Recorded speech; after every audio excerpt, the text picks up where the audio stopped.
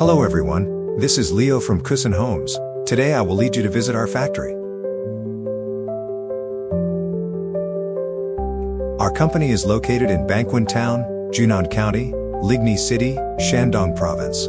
Bangkwon Town is known as the hometown of wooden combs.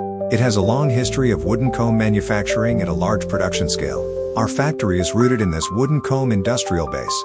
Relying on professional upstream and downstream industrial chains and experienced industrial workers, it has been able to develop rapidly. We are a company that has been focusing on the production of wooden combs, bottle openers, trays, mirrors, cutting boards, coat racks and other bamboo and wood products with bamboo and wood raw materials such as nanmu, beech, pine, and black walnut for many years. We have rich production experience and a scientific management system. Thousands of models, tool magazines, and drawings, imitation machines, sanding machines, CNC engraving machines, laser cutting machines, marking machines and other supporting facilities are complete.